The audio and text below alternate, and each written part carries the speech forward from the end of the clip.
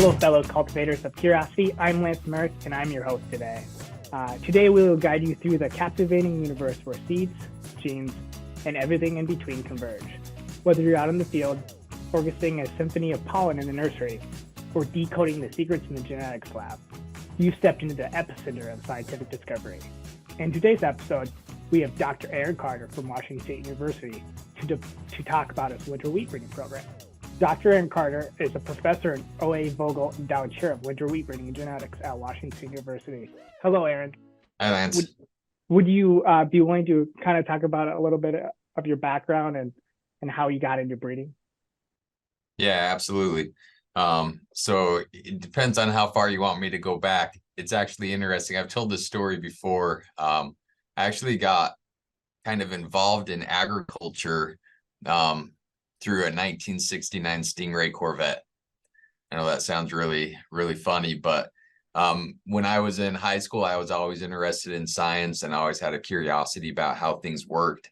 And I found out my high school ag teacher had this 69 Stingray Corvette that he would let his favorite senior take to the senior prom. And so I was like, well, I guess I better take some ag classes to get on his good side. So I enrolled into some agriculture classes without having really any agriculture background.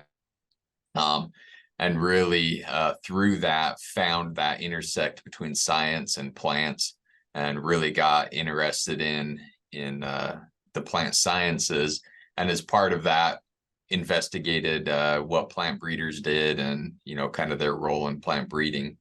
And after taking this Corvette to the senior prom, I went to the University of Idaho for my undergraduate studies, and there I was asked by my freshman advisor what my career track looked like, and just on a whim for no reason in particular other than I thought it sounded fun, I told him I wanted to be a plant breeder. And he happened to be the plant breeder there at the University of Idaho, offered me a job on the spot. And I jumped in and just really fell in love through my undergraduate career with what plant breeders did. And so then went on to get my master's degree, my PhD at Washington State University. And then as I was looking for jobs, both the spring and winter wheat breeding jobs came open here at Washington State University. And I applied for them and was fortunate enough to get the position as the winter wheat breeder right after completing my PhD degree. So, I've kind of been in the Northwest a lot, working in wheat my entire career, and I love it up here. Awesome story. No, that's really impressive. You got your position right after graduating from school. Just showing that, maybe a postdoc isn't a requirement to all the students out there. Yeah, no, it's definitely not a requirement, I don't think. A lot of it just has to do with what positions are open and what your background skill set is. And again, I was fortunate enough to be in some programs where I was able to get, I think, a broad enough experience both in, applied and theoretical plant breeding, both the field components, the greenhouse components, and the laboratory components. And so, yeah, I've, kind of felt I kind of had that well-rounded experience coming out of my PhD, and yeah, was able to get right into a faculty position. So what would you recommend to students to try and get ready to potentially do what you did, right? And go right into a faculty position? Yeah, I think anything, whether you're going into a faculty position or something straight into industry, it's really about the learning that interdisciplinary nature of plant breeding. That was kind of something that I think I didn't appreciate enough even when I was going through getting my degrees. And it's even moved now, right? I've only been out of my degree, 14, 15 years now. But what I did as a graduate student and what my students are doing now is completely different. And so really being able to get involved, learn the different technologies, be engaged with all components of the breeding program. So if your project's a little more lab-based, make sure you get out in the field and understand how the field works and how planting, harvesting, field designs work, and really try and get that that broad knowledge and application, learning as much as you can along the way about statistics and, experimental design and all that is really, I think, what sets you up for success coming out of a PhD, even if you decide to go do a postdoc or straight into a career position. Yeah, getting as much of that interdisciplinary knowledge during your PhD, I think, is really beneficial. Well, awesome.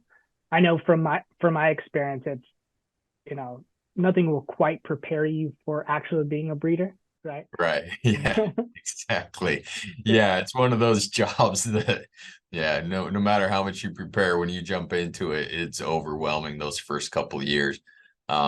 Even, I mean, I had a technician that came over from the spring wheat breeding program into the winter wheat breeding program. And even with all his background knowledge in spring wheat breeding, I mean, it was still a big change for him just coming over to winter wheat breeding. And, we plant differently, use different equipment, different cropping systems, different herbicides. I mean, right. It was, even took a couple of years for him to really settle in with all that background knowledge. So yeah, it's that those first couple of years are definitely a learning curve.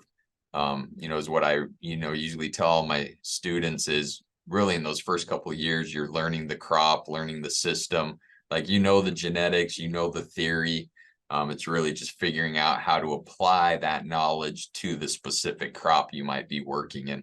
So far, my experience lines up extremely with that. So Yeah. it's like drinking from a fire hose for a bit. Yeah, yeah, definitely is. But yeah, after a couple of years, you settle in, you understand the cycles and the crop better, and all the systems, and yeah, then you kind of get into a nice rhythm of progression.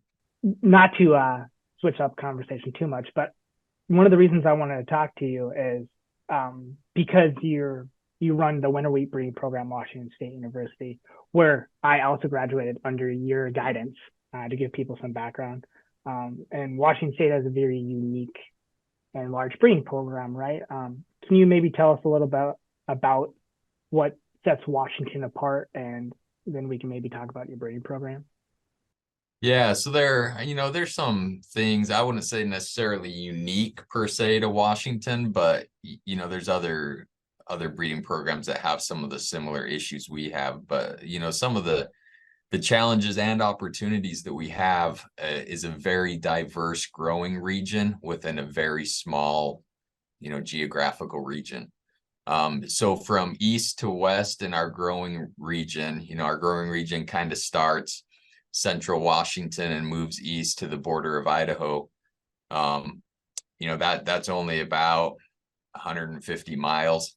And within that, we have growing regions that receive 150 centimeters of rain, upwards of 600 centimeters of rain annually.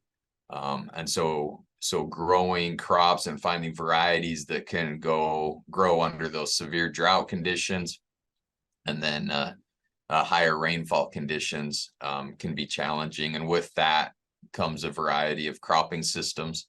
So in those lower rainfall zones, it's a winter wheat, summer fallow rotation.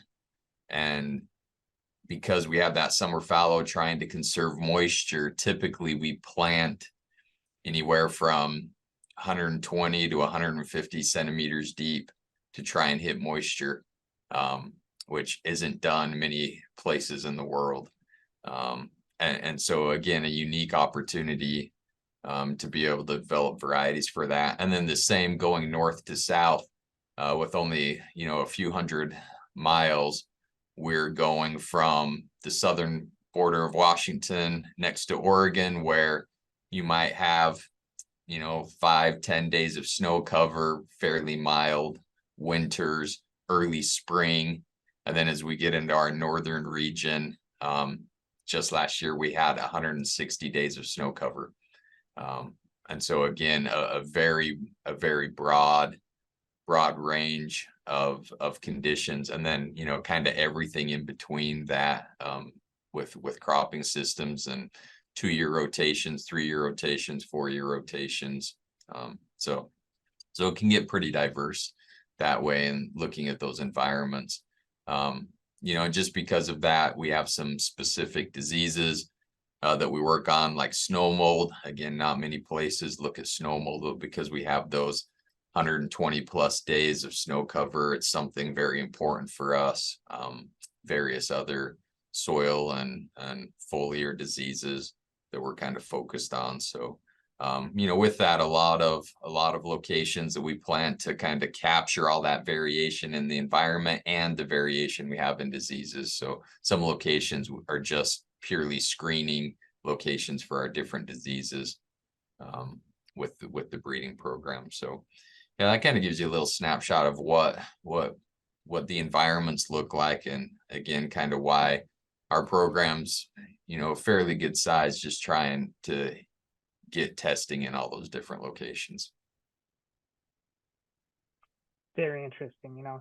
I have a few points that I kind of want to ask about, because you said a couple of very interesting things. So Yeah. You said out in the dry land, you plant really deep, right? Yeah. Could you take any genetics of wheat and go plant out there? Or is that something you guys have developed over the last however many years you've been creating a breeding program, running a breeding program in Central Washington? Yeah, so because of that out there, we've basically been doing natural selection out there for decades now. So really started with just developing populations, planting them deep, seeing what grows, and almost like a recurrent selection, right? You plant them again the next year, see if they come up, and then your best lines you cross and you start over. So, we do a lot of selection out there, and because of that, we've developed germplasm that does very well out there. So yeah, it's definitely something we've built up in the breeding program, and it's kind of specific to that. I do test some, other material out there, but unless it's material that's kind of been selected out there for a number of years with this deep planting, there's always a risk that it doesn't come up out of the ground. So there's always this, trying to get not only emergence from deep, but also speed of emergence, right? We don't like it to take, 12, 15 days to come out of the ground. We like to see it up in 5 to 7 days. And so yeah, that's something fairly unique that we've worked on really hard on, and we being the greater we, right? All the previous plant breeders that have been at WSU, and their efforts, and I'm just continuing to build on that. Yeah, we have some germplasm that does very well out there for that deep planting, even with our semi-dwarfing genes present in them. Is there some of the material that you don't even need to have semi-dwarfing genes because it's so dry and you might not have that plant height expression? Yeah, we definitely can have a material out there that doesn't have semi-dwarfing genes, because yeah, if it's a standard height variety, it still doesn't get too tall out there because there's not a lot of moisture. We still do, though, see an interaction with yield on that. So a lot of our standard height varieties still can't quite yield as well as some of our semi-dwarf varieties. So it's kind of this combination of, looking for some of the taller semi-dwarf lines that have that emergence capabilities, but the semi-dwarf still gives us a yield advantage that we see over some of the standard height varieties without it. I wish I had that problem in my corn breeding program. Everything's too tall, right? You always have to try and get shorter and shorter and shorter so it doesn't fall over. Yeah. But I guess in wheat, though, you have to deal with that too, and probably your more less dry land area, right, where the taller it gets, more lodging and things like that. Yeah, definitely in our higher rainfall zones, kind of on that eastern Washington border with Idaho. Yeah, definitely there we're looking for really shorter varieties, a little stiffer straw that can stand up when we're getting those high yields out of that. What are the general differences in yields between the dry land and the higher rainfall? Oh man, they can be pretty extreme in any given year, right? Like in some of those lower rainfall, I mean, they're one rainstorm away from a crop failure some years. It can be pretty dramatic. If they have a poor fall planting conditions and dry conditions and, poor stand establishment, they do the best they can. But if it doesn't rain the next year, they might be getting 8, 10, 12, 15 bushels to the acre. It can be pretty low. Some of the regions, if you're looking more at just like, 50-year farm averages, some of them are still down around the 25, 30 bushels an acre for a long-term average. And then as you get into some of our higher rainfall areas, again, in some localized areas, we've seen yields in those higher rainfall areas of up to 180, 190 bushels per acre in some localized areas. Some of the best, again, long-term averages we have are around the 140, 150 bushels an acre. So it's quite a large spread. And just it's again an environment that's very conducive to growing wheat. It's fairly mild temperatures. We're kind of 85. If we get above 90 degrees, we start complaining it's too hot. So we really have mild summer high temperatures, and then the evenings cool down. So we're usually in the 50s, low 60s every evening. So it's just a good environment to grow wheat in. And then most of our rainfall comes during the winter months of snow or, early spring when we get some rain showers, but we really don't see much rain during kind of the months of May, June, July. So yeah, basically everything's being grown on kind of stored moisture in the soil with what we got over the winter months. So yeah, it's just, like I say, it's a really nice environment when you get in these higher rainfall areas for growing wheat. Something that's always impressed me come from South Dakota, the yields out there. Yeah. You're close to above average corn yields from my growing area. Yeah. Yeah, it is amazing when I hear, like I say, some of these local areas where they might have, 30, 40 acres in a sub-irrigated flat or something. And yeah, they can really push the yields high in those certain areas of their field. But yeah, and even our long-term averages are pretty high for wheat production. What class of wheat are you breeding for in your breeding program? Yeah, the majority of what I breed for is soft white, winter wheat. We do have a little bit of hard red in the program as well. And, it's only about 10% of our acres. So it's, a small portion of my breeding program as well. But yeah, again, because of our growing conditions and limited rainfall in the summer months, we can grow soft white with really little concern for pre-harvest sprouting. And so, yeah, that's the market we've developed. And again, the majority of that soft white wheat is exported. So, it goes either by rail or through our river system on barges to Portland, where our major export market is at the Southeast Asian countries of Japan, Korea, Taiwan, the Philippines, Malaysia, those areas. And, they're primarily making cookies, crackers, cakes, the confectionaries out of that soft white wheat. So that's it. That's a big difference from, in the plains and Midwest, right? A lot of the wheat goes south to Mexico, as one of the major consumers.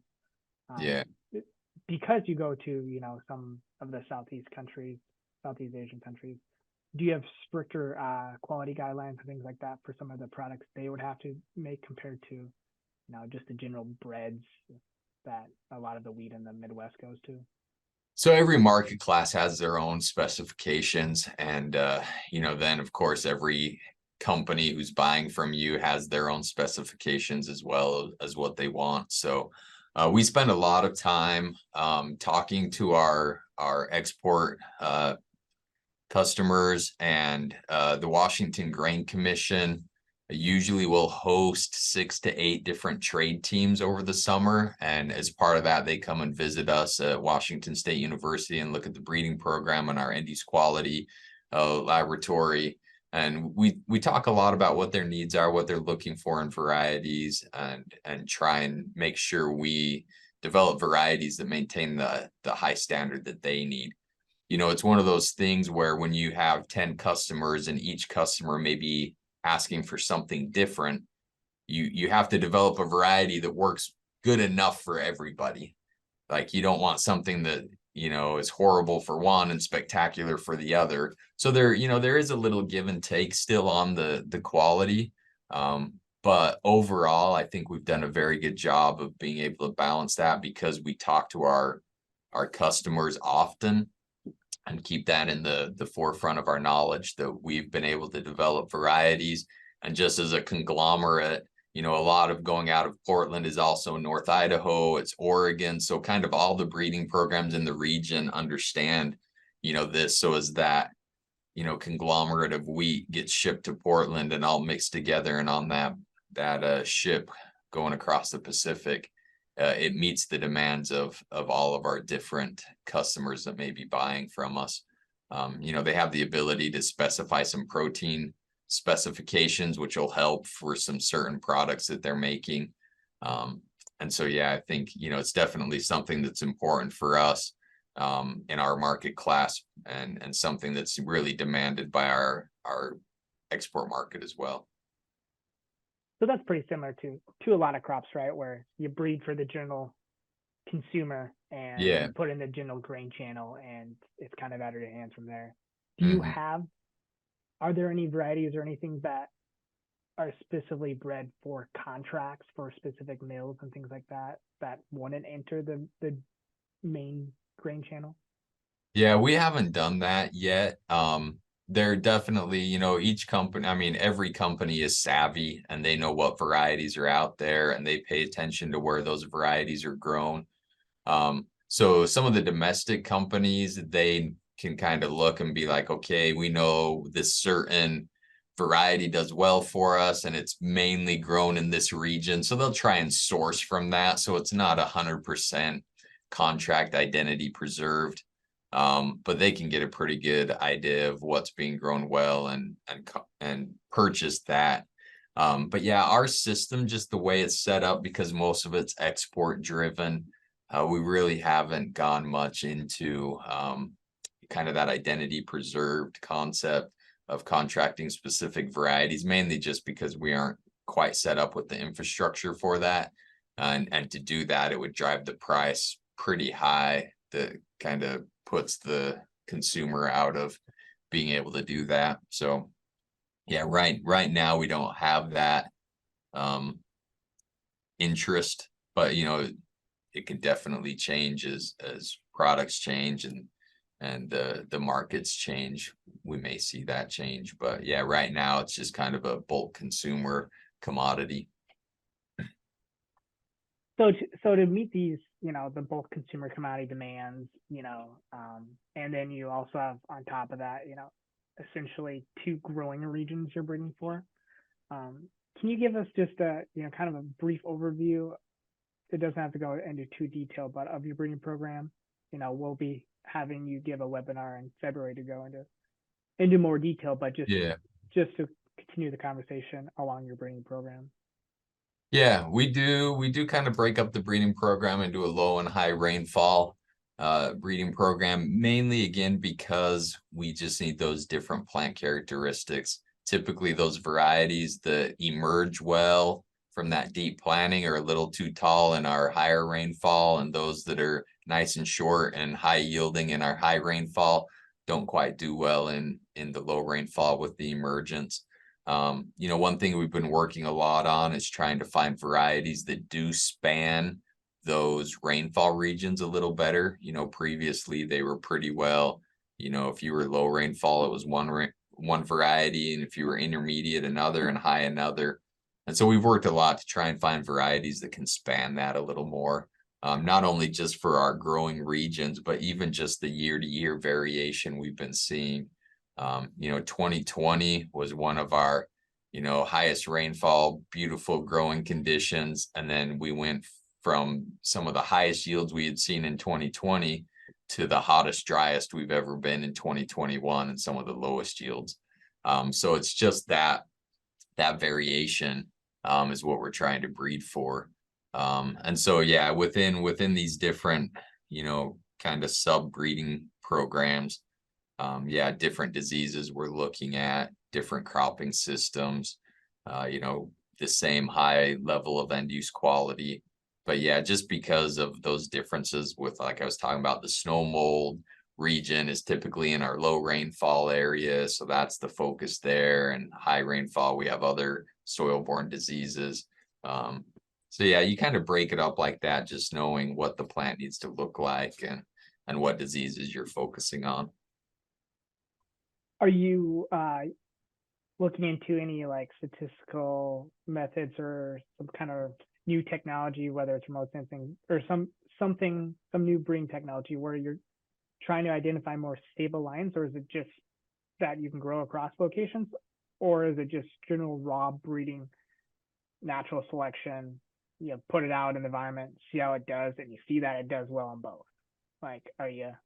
Yeah, no, we're definitely trying to find better methods to develop that. I mean, yeah, previously it's just been a lot of field testing and a lot of growing it in a lot of environments and seeing how well it does. And so now, yeah, we've looked a lot into genomic selection, which was, a lot of the projects that you were involved with when you were a student here. And we're doing a lot of phenomics now and phenotypic selection with the drones and spectral data. We've started bringing weather data into this. And so is what kind of the hope is, I guess, what we're really trying to evaluate is, those first years when we have those first couple yield trials out, you're getting a great look at the yield in that environment. But can we also then predict how it might do in a dry year or how it might do in a wet year? And that's always been the conundrum. That first year yield trial goes out and you have, a lot of rain and you get these really high yields and you're super excited about some lines, but in the back of your mind, you're always like, but how's it going to do in the drought year? And so always previously you would have to grow it a couple of years, wait for that drought year, see how it does, confirm it and put it out. So now we think with, genomics and phenomics, we can put those into selection models and be able to predict then, well, it was, it did well in this wet year, first year out. Now let's predict and see how we'll do in some of the drier years. And hopefully carry forward varieties that have more of that stability of yield. So, just because of our breeding program with lots of environments and a database that we've been storing all this data in, we have a number of years of data that we can draw on and try and better understand, I think, how varieties do over these different environments. Yeah, I found that as one of the most challenging things. You have all these predictions, all these tools, but nothing can quite tell you how variety is going to do in a completely new environment, right? Yeah, absolutely. It's really just about getting the best prediction and the best selection ability. Right. So yeah, it's always understood that, I mean, when I talk to growers and people about what I do, I always reference like the NFL draft, right? Where you've got like high school football players and those advanced to college football players and those advanced to the NFL. And, and it's just the same with that. Like you can have the best college quarterback that goes up to the NFL and some of them do great and some of them don't do great, and that's always the risk you take. But is what we're trying to do with all this prediction is just stack the odds in our favor so that more of the varieties that we advance each generation are doing better. And we're having fewer that, or what I call the one-hit wonders, that do great in the one year. And then you test them the next year and they're just horrible the next year. So I think we've started seeing that in the breeding program where more and more as we advance these varieties, they continue to perform well, continue to be high performing. So we're just pushing farther the yield potential of these varieties, and making some bigger gains each year on that. So do the students in your lab are these kind of along the main projects that most of them are working on? Uh, Yeah, I've set up my projects with my students so that basically it's kind of integrated into the breeding program itself. So that everything they do, not only does it give them the background knowledge and understanding, but then they also see how it fits right into the breeding program and how we're using it in the breeding program and how it benefits the breeder. So yeah, like, the few years ago when you were a student and, we had a couple other students, we were looking a lot at the genomics, right? And really figuring out the genomics. And that was kind of the genomics revolution in wheat, right? We've finally got our wheat genome sequenced and, some platforms to get good DNA markers. And now that, I'm pretty confident where we are in that, then this next cohort of students that I have right now are really digging into the phenomics side of things. So the high throughput phenotyping sensors, looking at different combinations of genetics and how they're performing in these different environments and how the sensors are helping us understand that. And then, kind of the next 3 to 5 years, I'm also bringing in the weather data. So we have these specific weather data from specific growing environments and, being able to help understand more the climate and the spatial variation that exists and how that fits in with the phenotypic information we know and the spectral data and how that fits in with the genomic understanding that we have. So that, yeah, hopefully we can develop varieties that are more stable, higher yielding, better end use quality. so with some of these newer technologies being integrated in your breeding program, is there anything else you see on the horizon as a potential big impact in breeding programs, whether it's yours or in breeding in general? I mean, I think a lot of what I've talked about really are what we're all trying to figure out. Mm-hmm. How can we really use these tools? And of course, every breeding program and every crop, public, private, are at different stages. But yeah, really this combination of the genomics and the phenomics and high throughput phenotyping, we just worked on this review paper that was published in Crop Science, where we looked at how different programs were using high throughput phenotyping in a maize breeding program and a cotton breeding program and a soybean breeding program and our wheat breeding program. And even that, it was very different. The corn breeding program was really looking at spatial phenomics and, every week phenotyping the plant and getting that spectral signature and watching it grow over time, where we found, it wasn't really important on that early growth. It was more right around flowering and grain filled that was most predictive for us, right? And so every program's kind of figuring this out and using it a little differently. But I really think that's some of the main areas that we can focus on. And then again, bringing in weather data, understanding, right? Our computing power is phenomenal now. So a lot of the questions we couldn't ask before because our data sets were just so big, we can start tackling now. And then I think just understanding the plant more, right? There's so many pathways and, photosynthesis and how does photosynthesis play into everything that we haven't been able to really understand well, that now sensors are allowing us to understand a little better. So I think just that also understanding, photosynthesis and pathways and how plants are drought tolerant. Like previously, all I could tell you was the plant is drought tolerant. If it's drought, it yields high, but I had no clue why. And now we're starting to understand the why behind it.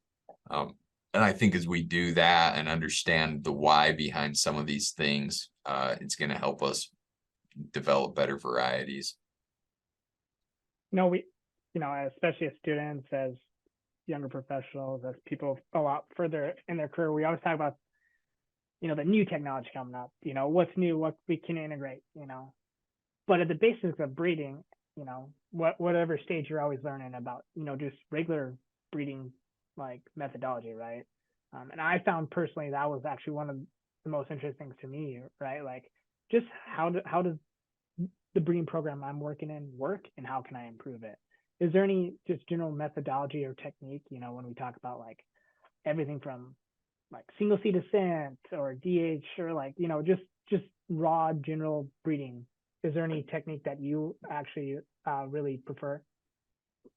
Um, there isn't, and we've kind of gone back and forth, and I think a lot of these technologies, again, it depends on your crop and your level of resources. Some are more expensive, some are less expensive, some need more greenhouse space, some don't.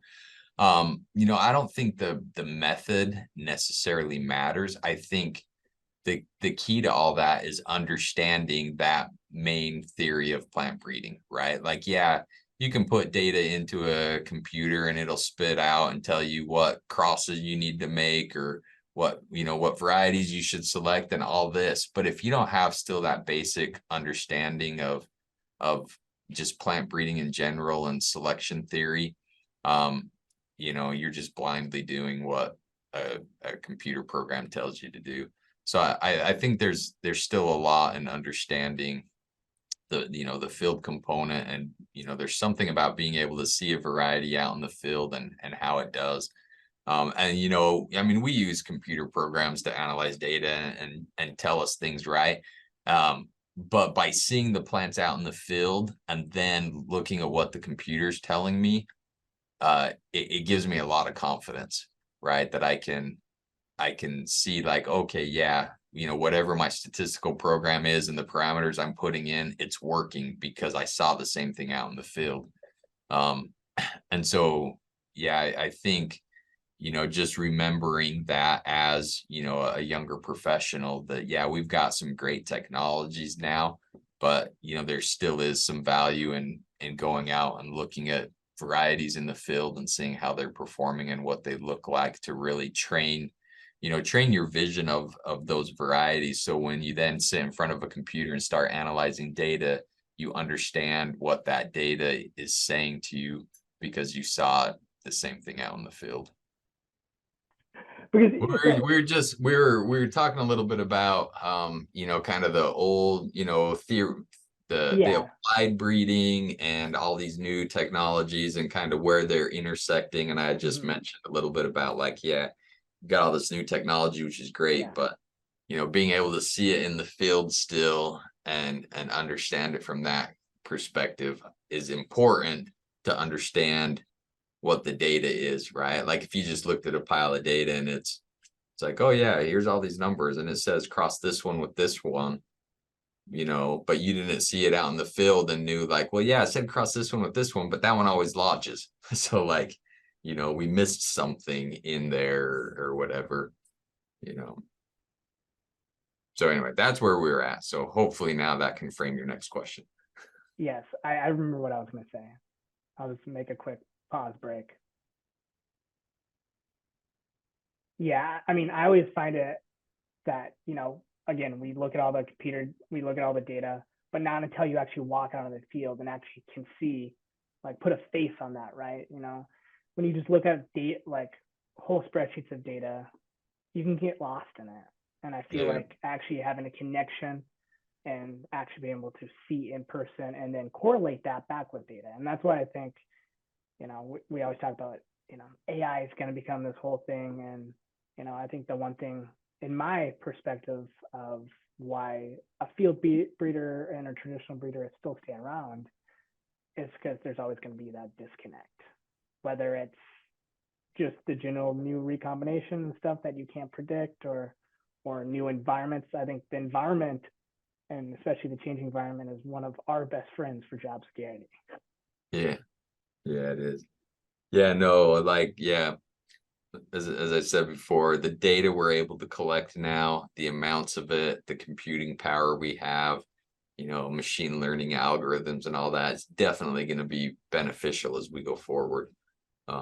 It'll help a lot, push us. But like you said, yeah, still making sure we understand that connection back to the environments that we're growing in is important as well.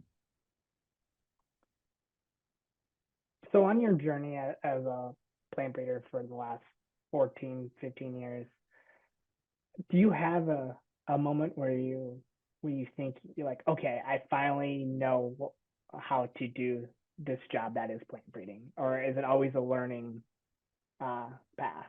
Are you always learning something new, right?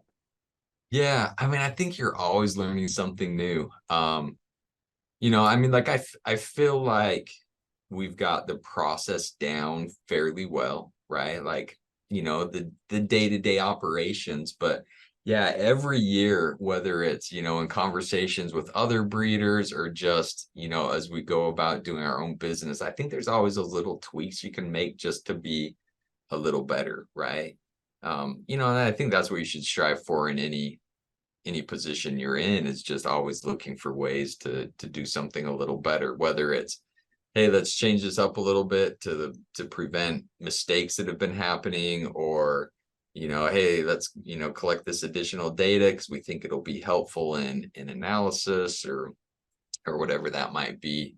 So yeah, like I say, kind of that general process, I think, is fairly stable. But I mean, again, I've had to rethink everything in the breeding program now that I'm doing genomic selection, and now that we're doing high throughput phenotyping, and whatever else comes down the road 5-10 years from now.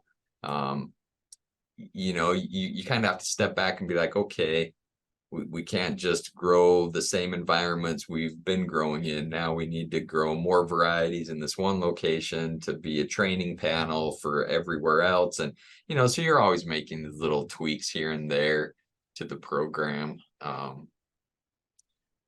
That I think just, as that technology comes along and you adopt that technology, you kind of have to change by default with that new technology. So yeah, we're always adapting, always trying to, I try not to do things, major changes, because those can get pretty difficult. But yeah, they're usually just these little adjustments to help, the new tools that we have and the technology be implemented more efficiently.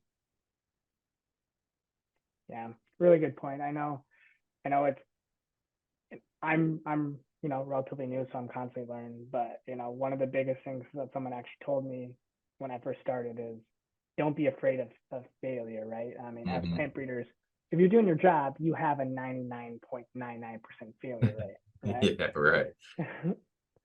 And it's Yeah. always trying new things and seeing where it goes, and being a scientist, being a plant breeder, and Hmm. actually exploring and pushing the boundaries. Yeah, and that's one of the things that, and even like early on, like I definitely agree, like pushing the boundaries. But what some of the mistakes I made early on was I didn't think about it enough. Hmm. Like it was just like, oh yeah, I got this new idea, let's do it. And then the next year I was like, man, that was, if I would have thought a little more about that, we probably could have done that a little better.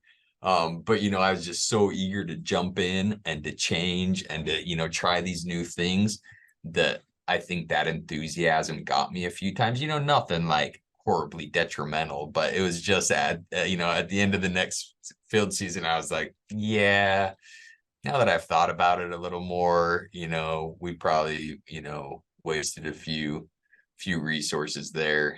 We could have done that differently. So, I definitely agree, don't be afraid of failure, try new things, but definitely like think about them, think them through, talk to colleagues about them, talk with other people, bounce ideas off them, before you just jump both feet into a new system. Like I say, that's a few of the mistakes I might have made early on, was got too excited about doing something new. And um, of course, now I can look back with an additional 14 years of experience and be like, yeah, I probably should have thought about that one a little more. But um, yeah, but yeah, I agree. Being able to try new things and not be afraid of that is very important. So, mentioning, things that you've realized you maybe failed at or stuff. Is there some instances where you realize, like, okay, maybe I actually do know what I'm talking about? Is it when you first see the first variety you've ever released out in the field? Something like that. Yeah, I don't know. I think it, some days I think I know what I'm talking about, and other days I, I think I have no clue what I'm talking about. Um, I don't know. I think, it's just always that with more experience, you get a little more confidence, and yeah, as you go along, you understand more. And so, yeah, I mean, there's definitely things that I'm feel that I'm confident in, and I know what we're doing and how we're doing it, and it's looking right. And then there's a few of those things where I'm like, yeah, we're still trying it, and we're gonna see if it works or not. But like I say, you still kind of have that confidence that, like, yeah, it's a good design, it's a good experiment to try, a good process. We've tweaked it. We're gonna see if it works or not. That was like early on. A lot of people were, asking me like, well, does high throughput phenotyping work? Is it useful? Should I do it? And you're like, I don't know. Like, give me a few more years and we'll figure it out. But being able to try it in the moment was definitely beneficial. So yeah, it's like I say, that's the thing about plant breeding, right? Is you always have these ups and downs. And yeah, the great days when field trials are going good and you're getting good data and you're making good selections and your varieties are being successful. And then you have those days where you walk out and realized somebody over the weekend drove their pickup truck through your field trials, and the deer came and ate everything. And it's just, you're just like, that new variety you were super excited about didn't go anywhere, or whatever it is. So yeah, you definitely have a lot of ups and downs. But yeah, just like you say, not really getting too discouraged about the downs, right? I think every breeder that you talk to is gonna, if you told them your story, they would just be like, yep, that happened to me once. And you just pick yourself up and go on. So yeah, it can be a struggle at times, but definitely nothing to get down on by any means. Just because something didn't work out doesn't mean you're not a good plant breeder or know what you're talking about. It's just, yep, things happen sometimes, and you just learn from them, adjust if needed, and go forward. One thing I like to remind myself is that, within a year, you might only do one thing one time, and then your total lifetime of work, you might do it 30 times, right? So you Yeah. gotta take full advantage, and just stay positive and try something new. Yeah, that's true. Yeah, I never thought about it like that before, Lance, but it's true. Yeah, there are definitely some things where, like, yeah, I have the one time in June where I go collect that piece of data. Yeah, and I'm only doing it once a year.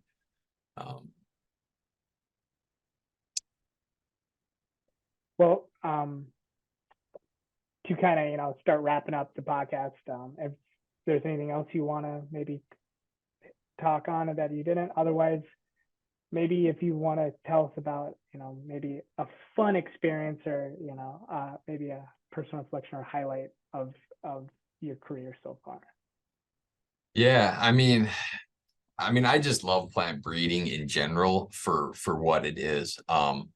The diversity and the interdisciplinary nature, I think, is great.